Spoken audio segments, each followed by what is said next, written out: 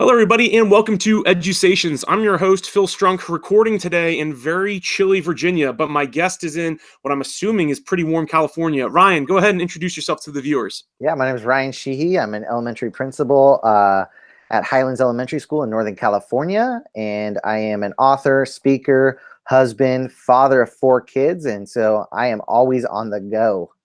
Yeah, master of all trades, I guess, then, right? Yeah, recently I feel like all I do is live, breathe soccer.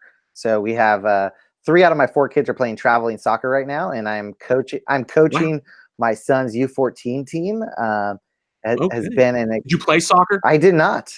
Okay. I take that back. I did it like when I was 10 for a year or Uh-huh. two, and then That counts. but my kids have been playing, so I referee soccer, coach soccer. So I figure I can get out there and help out whenever it's needed. Nice. Yeah. So, you said you're a principal. Why don't you go ahead and tell the viewers about that track, the steps that you took, and Yeah. maybe some of the feelings you had that led you to pursue this? Yeah, so I started off my education career as a physical education teacher. And as a physical education teacher, I actually got hired in mid-February one year. My degree posted, and the next day I had a job, which was pretty awesome. Actually, my first 2 days I had to start off as a sub just because my degree hadn't been posted. That's how fresh out of school I was. Well, And I got hired on as an elementary physical education teacher, which rotated between 6 different sites every week. So on Thursdays, I would go to 2 different sites, and I would see kids anywhere from 90 to 120 kids at a time. And I had 2 instructional assistants that traveled with me from site to site. And right there, I was given the opportunity to see different schools. And I was given the opportunity, and I say opportunity, and I mean that in a big way, because I got a window into schools, right? I got yeah. to go see what's happening and what's working at different school sites. And from there, I said, ooh, I really started, I loved exploring it, seeing what was happening, seeing what was working. From there on, I transferred to a middle school, and I was at middle school, and I loved every minute of it. I enjoyed seeing what was happening in the classrooms and seeing what was happening as a school from the global perspective and looking at it from an administrative perspective. From there, I transferred districts, and I worked at 2 different elementary schools in the next district and a high school. So it was awesome. I started off with first graders, and by the end of the day, I was with high school students, giving me that different perspective. Did that That's for a crazy. couple years, and every year they kind of move you to couple different sites. And then from there, I said, hey, you know what? I really I feel like I have a great background knowledge of what's happening at different levels. I've been a K-12, done everything in the spectrum. I've worked from super low socioeconomic to some of our highest socioeconomic schools in California. Wow. And so I've worked that gamut. And I felt like that gave me an interesting perspective. And I really felt like I had more to give. I felt like I was able to see education from a different perspective. And I worked with some really effective administrators, and I worked with some really ineffective administrators. And I said, hey, you know what? I can do that. I can affect change. And I really wanted to do that. I remember reaching out to my principal at the time, and I said, hey, what leadership opportunities do you have? And she's like, well, I don't know how many I have. Why don't you start doing all our student success team meetings? Why don't you run those? And I said, perfect. So I started volunteering my time. I would come in extra half hour, 45 minutes early, or stay late, and I would run those meetings. And I did it purely just to get myself well versed in some of the academic vocabulary that was used as an administrator. Just kind of get my feet wet, looking at that global perspective of education. And one of the other things I did is I would reach out. I was a physical education teacher, so I reached out and see how can I grow my education leadership as a PE teacher. I would present at conferences. I would present to my district staff. One time I took a course at Stanford on Common Core, because that was something that was just getting introduced, and people were coming to me like, hey, what do you know about Common Core as a PE teacher? And one of those things. And how I kept myself motivated as a teacher was I used to write academic journal articles and get them published. And it was something that motivated me as an educator, and I would walk away on fire with that. And so I knew I had the ability to be that leader of a school. And so from there, I actually applied back in my original district as a vice principal of a high school. And so I remember going into the interview, going through that process. I got offered the job after that. And my districts, I had to leave one district to go to another district. And The night before my appointment, my new district called me and they said, "Hey, we've had a change of heart. We want the school that you got hired at was getting a new principal 2 months later, and we want the new principal to hire. So we're going to go ahead and rescind your offer." And Oh, I was heartbroken. I was kind of like, yeah, you know that's what? brutal. I was like, what the heck is going on here? Which was hard because my district that I was working for at the time had already been notified that I was leaving, and and I felt almost like, hey, you know what? You're probably going to get blackballed now. You're not going to be able to get a job here because they know you want to leave, right? And looking at that, so I stood my ground. I held my course. I continued doing what I was doing. I continued to lead, and then that summer, the new principal got hired on. They interviewed me, and I was able to get that job. And so I Wow. started off as a vice principal of high school, and that gave me great perspective. My principal at the time, she really kind of let me run things. She gave me some departments. She gave me some areas that she really wanted me to work, and she said, "Go get it, go do it." No micromanaging, which is huge, but I could always come to her and ask questions, which was great. And I felt like I really developed as an educator and as a leader. And from there, I did that for 2 years, and I said, hey, you know what? I really think I could be a principal now. And I applied for a principal position, and here I am now, my 3rd year as an elementary school principal. That's an awesome journey. Thank you. That's I'm still flabbergasted by the whole offer thing. That's Yeah, crazy. it was pretty brutal, but you know what? I figure, everything happens in life for a reason, Yeah. and everything's a moment that you can learn from. And, I definitely walked away with some things that I could learn from there. Good. So, you said you learned some of those things, and now that you are a principal of your own building, what are some things that you learned? Maybe just a couple things that you've learned from different schools that you've been in that you're applying to your building to help create a culture of success. Yeah, I mean, I think one of the big things is the welcoming atmosphere, right? And Hmm. being a principal in action. I'm a part of the PLN hashtags principals in action. We get out. We want to redefine the role of principal. Yeah. Okay, and I think I worked at school sites where I never saw the principal, and then I worked at school sites where I saw the administrators a lot. And the effectiveness of being able to walk into a classroom and having no kids turn around and say, "Oh, there's Mr. Sheehy," because they're shocked to see me.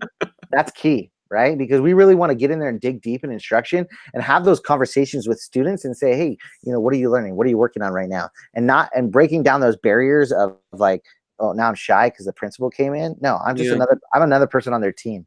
I'm another cheerleader in their corner. I'm another coach for them. Being able to be present.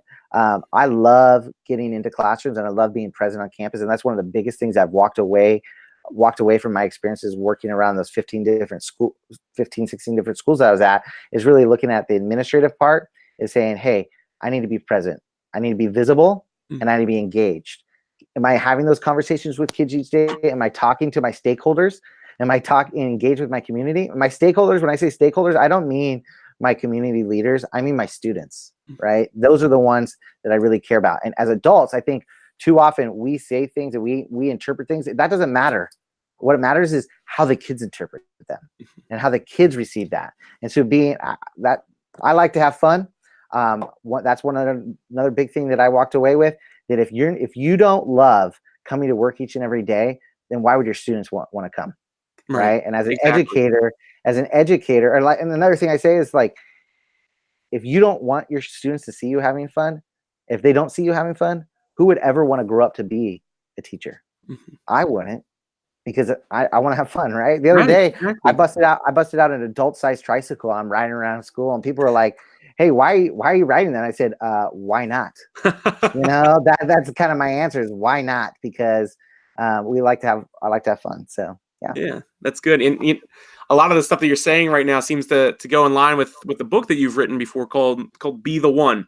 Great book. yeah. Ryan, you were kind enough to donate a couple copies to the Ed Camp NSV back in the fall, which were great door prizes, Thank by you. the way.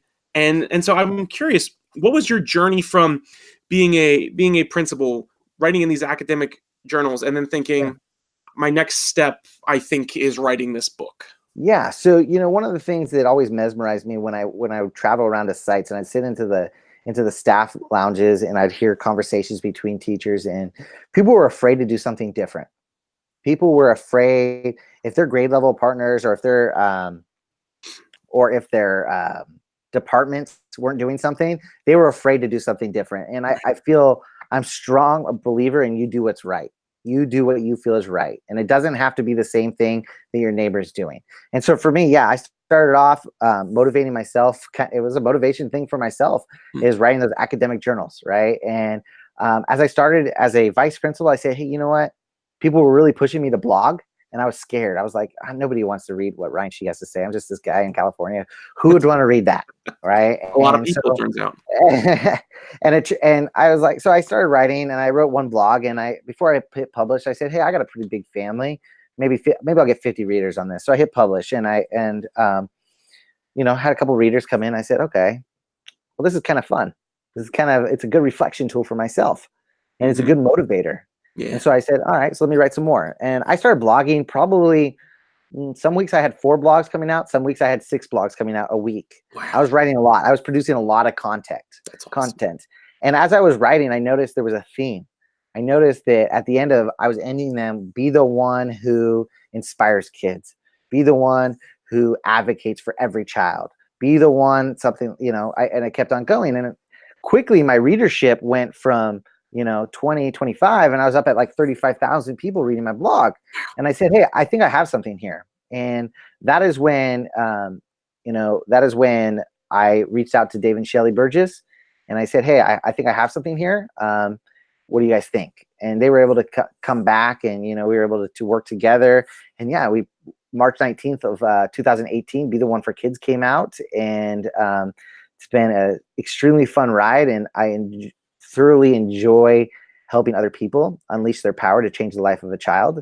And that is really my goal. And I think that over the years, my life goals have changed, and it's always been something around education. Now I really have a strong passion for making sure that every educator that I run into understands that they have that power to change the life of a child, and everything they do affects that. I love that. I love it. And you write this, and even as you talk right now, you have this huge passion coming from your heart, which is awesome to Thank hear. you. As an educator, it hypes me up too. Thank you. Thank you. Yeah, absolutely. There are other people out there too that probably have some messages that they want to share, and they're like, Yeah. well, where do I go? Where do I start? What are some of your tips for them to help them, find their step and find their voice? Yeah. So, I get that question a lot, and people ask me, hey, I want to write a book. What do I do? And I'm like, are you writing now? Well, no, not yet. So start writing, start producing content. I was lucky enough. One of my best friends is Adam Welcome, co-author of Kids Deserve It, author of Run Like a Pirate. He was actually a vice principal of mine along the way. And, now Adam and I talk daily, and it's kind of one of those things that, he was pushing me. He's like, hey, content, you need to put out content every day, and, creating that. And so if you have something that you truly believe in, I think that's what you need to start with. You're not going to go from sitting on the couch or teaching in a classroom to writing a book overnight. You need to be making sure that you're putting out content that people want to read, right? Something that's genuine and true. And I think one of the things for me, what makes my book a little unique is I'm filled with stories, because I feel like stories is how we connect with people, but it's 100% from my heart, and it's 100% stuff that I believe in, and that I'm extremely passionate about. So my tips would be: create content, blog, present, don't be afraid to share, and really put yourself out there. Put yourself out, take a risk. If you fall down, it's okay, get back up again. I'll tell you right now, since I wrote Be the One for Kids, and I had another idea that I've been writing on, and I went out and I pitched it to a publisher, didn't get a deal. And you know what? And what did that do for me? It made me rethink what I was doing, and it made me kind of change some lenses. And so now I'm actually writing another book with Jay Posick and Mark French about leadership, about being a principle of action, being somebody that gets out there and does something differently. And that's been a lot of fun. It's a totally different experience than writing a book by yourself. Now you're having co-authors. It's different. It's a totally different experience, but it's one that I've been shot down. You're going to get shot down. If you have a dream about writing a book, most likely you're going to get shot down. It's just how are you going to pick yourself up and keep moving forward? I think right now in education, everybody wants to write a book, and it feels it like does seem to be the latest fad. Yeah. Yeah. No, everybody wants to write. Everybody wants to, and everybody, we all have amazing things to tell, but you got to get that content out there and share that and build that base, and then good things will happen. Mhm. Keep trying, persevere, have some Yeah, grit behind it. Yeah, absolutely. that's And some great yeah, wisdom. and just, and just live it, live Right. the life, right? And you know Yeah. what? Things aren't like, I did not start blogging to get a book. Okay. I did not start doing any of the things I did to get a book. I would have told you 5 years ago, you were crazy to think that I would ever write a book. Okay. That's just not me. Mhm. I always enjoyed writing as a kid. That's how I passed English classes. I was not a very good reader. But I could write, and I could write quick and long, whatever you needed. Um, but I tried. I put myself out there and I did something different. Believe in yourself, and reach out to people that inspire you, and keep that inspiration. But it has to be your manifesto. It Mm. has to be something that you believe in, something that you want to shout from the rooftops, and something you want to share with the world. Yeah, I think there's power in what you just said there with the term manifesto. Makes me think of Dave Burgess's Teach Like a Pirate. And one of the cool things that I've found in beginning to be exposed to a lot of these ed books is that as I'm reading through them, compared to the college textbooks I was reading, I really read life in these books, and I read that this isn't just some educator who is working totally disconnected from students, but these are educators that are committed to making sure that our kids have the best possible chance of Yeah. success in the future. Nothing's unreasonable about it. It's educators that are thinking, how do we take this box and, to use the platitude, how do we think outside of it? Yeah. It's powerful stuff. I think in college, and in universities, we're using these textbooks, but students aren't coming out with context. They're coming out with, yeah, what a researcher may say. I'm an adjunct professor at a local college, and one of the things that I really try to do is I try to break those like, hey, this is really what it is. This is live from the trenches, right? And we always I joke around with friends like, they didn't teach us at Principal College. Yeah, no, Mhm. they didn't. This is real. Right. They didn't teach us at teacher college. This is real. Kids are real, and kids have feelings, and this is what we need to do and make it better for them. Yeah, absolutely. And so another way, you blog, you write, and Yeah. you're getting ready for your second book, which was an awesome announcement to see through Edugladiators. You also host a chat on Wednesday nights, and I don't want to make Yeah. and I want to make sure we talk about that. It's our featured chat Yeah. of the night is Be the One. Awesome. Go ahead and talk about how was that idea born? Did that come before the book? Did it come as you were writing, and so on and so forth? Yeah. So I'm actually, I think what had happened is I had started it. I'd been using the hashtag be the one for a long time. And before I started writing a book, as I was writing blogs, I was kind of like, ooh, hey, I like this. And I searched the hashtag and there wasn't really anything there. And I said, okay, hey, this is gonna be my hashtag. I'm gonna start using it left and right, everything I do. And then as I got the book deal, and as I'm writing the book, and I said, hey, you know what? There's no reason for me to stop producing content now that I have Yeah. a book deal. I don't want to, I want to motivate educators. I want to change their practice, and I want to do it now. And so I talked to a lot of different people about chats. I know a lot of people that moderate chats, and I said, I want something different, and I was running some ideas off some friends, and they're like, hey, nobody does a 15-minute chat. And I Yeah. said, I could do a 15-minute chat. When you have four kids and you're running this place, that place, and every place, I was like, ooh, 15 minutes. I told my wife, I said, hey, you okay if I donate 15 minutes every single week? She's like, are you sure? Are you sure even anybody's gonna buy this book? And I said, listen, you let me just do this chat, and we'll see what happens from there. And so yeah, I started producing content, and we've been going strong for well over a year now. Yeah. And it's been fun. And now we're in the I'm in the time where I'm bringing in guest moderators, and so we're about doing a guest moderate every other week. But yeah, we are quick. I call it the quickest chat on Twitter. I would agree with you. Yeah, we go 7:45 Central Standard Time to 8 p.m. Central Standard Time. Quick 15 minutes. It's come on, introduce yourself, first question, second question, done. Goodbye. Have a great night. Mhm. And for me, I think it offers a huge availability to a lot of educators because it is quick. Yep. It's not, and it's something that I have a hard time with. I have a hard time with hour chats, Mhm. and even sometimes 30-minute chats. And Yeah. I know, it's keeping that focus, but it's not even keeping that focus, but it's keeping that balance. Right. You know, it's hard on the West Coast for chats because I mean, like, you know, your chat, you know, it's right in the middle of dinner time, Yeah, right? You exactly. know, Mine kills and people. and that's the case for most of them. Most chats are between 5 and 7 p.m. Pacific Standard Time here. You know, and it's hard because you know we have so many different events. We're just getting home from work, and we're trying to get on. And I want to continue to grow myself as an educator, but I also want to make sure that I'm there for my kids. You Yeah. know, and I want to make sure Be that the I'm one there for for your my kids. exactly. And Yeah. that often who suffers in education, it's our educators' kids because we are so giving in our classrooms and our schools each day that we sometimes forget about that. So be the one for kids. Yeah, it's just quick dose of inspiration for the week. One of the things that I really enjoy getting in there and interacting with educators from across, not only across the country now, we have educators from across the world, which I love seeing people. Oh, I'm in Shanghai, China, or I'm in Australia. I'm like, this is awesome. Yeah, exactly. We're getting some different perspectives, and I think that's key. And we learn from each other, right? And I hope that I feel like I've created a group, a PLN that is learning together, and then we're moving forward together, and we're having some really meaningful conversations about kids and about what we can do. And I know I've gotten tons of messages from educators who have just come on, and they really appreciate just that jolt in the middle of the week to finish that week strong. Exactly.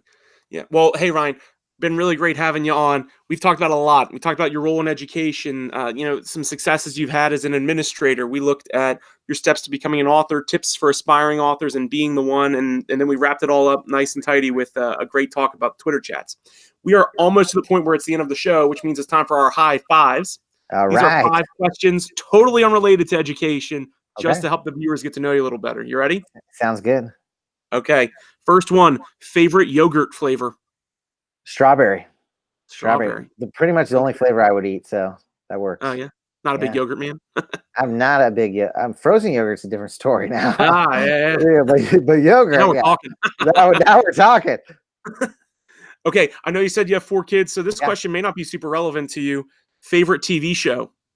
Oh, okay. This came up on my podcast the other day. Madam Secretary Oh, so good. and Blue Bloods. I love them both. You picked 2 great, strong household shows right there. They're awesome. Yeah, I love those shows. I can't go down to one, so I'm gonna give you the twofer. That's great. 3, French toast or French fries? French toast for sure. Love it. I did not expect that answer. I expect some Really? fries there. Well, yeah, no. See, I don't know. I like fries too, but French toast for sure. I love a good French toast in the morning, lunch, or Mhm. dinner, anytime. I'm a French toast guy, and which is weird because I didn't used to be. Growing up, could not stand French toast, and now I've had this certain, affection for French toast. Every time we go, it's passion. Every time we go out, like we'll go out to get breakfast or go out for dinner or to a breakfast place, and my wife's like, "You're ordering French toast again? You used to never do that." I said, "Hey, I'm ever changing, There always you changing." go. Okay, number 4. What color is your favorite shirt? Blue. Blue. I wear Nice. I wear a lot of blue. Yeah. So School color? it is. We're actually blue and yellow, so it works out for me just fine. But even if it wasn't my school color, I'd still be rocking a lot of blue. You look in my closet, and I'm wearing mostly blue. Nice. Yeah. And then last question, favorite board game? Oh, favorite board game. Yeah. Ooh, that's a tough one. I'm actually not a fan of board games. Okay. Yeah, How I'm about gonna. just a favorite game in general then? So We'll change it. we actually board game. I'll go cribbage. Okay. We play a lot of cribbage. It's not your traditional board game per se, but there's a board and it's a game. I'm going with it. Yeah. Cribbage. But we play a lot of games in our house, and we're playing we're playing Karma right now. Oh, Karma, it's a super fun game that we got for Christmas, and we play it all the time. That and Phase 10, and so we play a lot of games in our house, but mostly card games. Board games, I tend to find take too long when you're playing with 6 people. It takes a long time to wrap them up. So we like card games, but if I had to choose a board game, definitely cribbage. nice. Yeah. Well, hey, again, Ryan, really great having you on. Really thankful you could be on. Before we sign off, any final words of wisdom to people watching? Yeah, first off, I want to thank you for having me on. We've been connected on Twitter for quite some time, so it's fun to talk face to face. Right. But I think that what I want every educator to walk away with is You have the power to change the life of a child. You have the power to do it today, tomorrow, and forever. And we must be intentional with everything we do to unleash that power. And never give up on a kid, and unleash that power today, not tomorrow. That's great reflective wisdom. Thanks, Ryan. Thank Well, you. hey, if you're watching the show right now and you're thinking, wow, Edusations is pretty sweet, please take a minute to click the subscribe button at the very bottom of this YouTube video. I will also have contact information for Ryan, his Twitter handle, his book, and so on and so forth in the description of the video as well. If you are a friend or interested in being on Edusations, you can very easily sign up by going to philstrunk.com/contact. Thank you all so much for watching. Have a great day. Bye-bye.